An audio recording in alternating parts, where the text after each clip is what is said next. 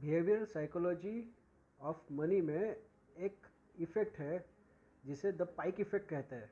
मैं आपको एक शॉर्ट में इसे समझाता हूँ। पाइक इफ़ेक्ट में एक पाइक फ़िश होती है जिसे बड़े फ़िश टैंक में रखा जाता है और दूसरे साइड में ढेर सारी छोटी फ़िश को रखा जाता है। पाइक फ़िश छोटी फ़िश को खाने में वस्ताद होती है, बट द पाइक फ़िश और स्मॉल फिशेस के बीच में एक इनविजिबल ट्रांसपेरेंट ग्लास का बैरियर टेम्पररी रखा जाएगा। इनिशियली पाइक फिश मल्टीपल अटेम्प्ट्स करती है छोटे फिश को खाने के लिए, but any time when the pike fish attacks for a small fish, वो ट्रांसपेरेंट ग्लास बैरियर को जाके टकराती है और उसके अटैक्स फ्यूटाइल और फेल होते हैं। मल्टीपल अटेम्प्ट्स होने के बाद, मल्टीपल अटेम्प्ट्स फेल होने के बाद पाइक फिश को एक चीज़ समझ में आ जाती है कि कितने भी अटेम्प्ट्स कर लूँ मैं छोटी फ़िश को अब नहीं खा पाऊँगी।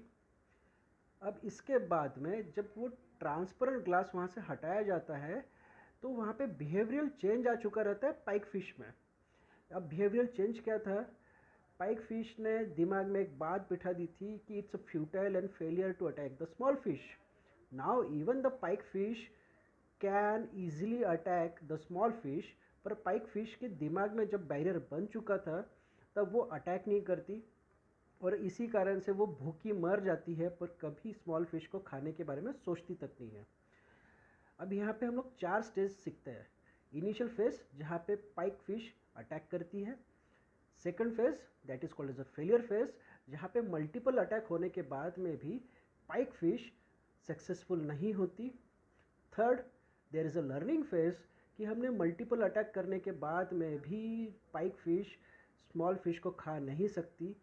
स्पाइक फिश समझ जाती है दिस इज़ अ फेलियर, ये फेलियर लर्न कर चुकी है। And fourth and final is the barrier field, जहाँ पे अब अपॉर्चुनिटी होने के बाद भी पाइक फिश ने मेंटली एक बैरियर बनाया है कि अब वो स्मॉल फिश को खा नहीं सकती। Same this is what happens in a behavioural management, in a psychology of money, जहाँ पे इन्वेस्टर्स को पास्ट रिकॉर्ड के दम पर ये एक बैरियर दिमाग में बन चुका रहता है कि अब कितना भी अटेम्प्ट कर लूँ मार्केट में पैसा नहीं बना सकता, मैं सक्सेसफुल नहीं हो पाऊँगा।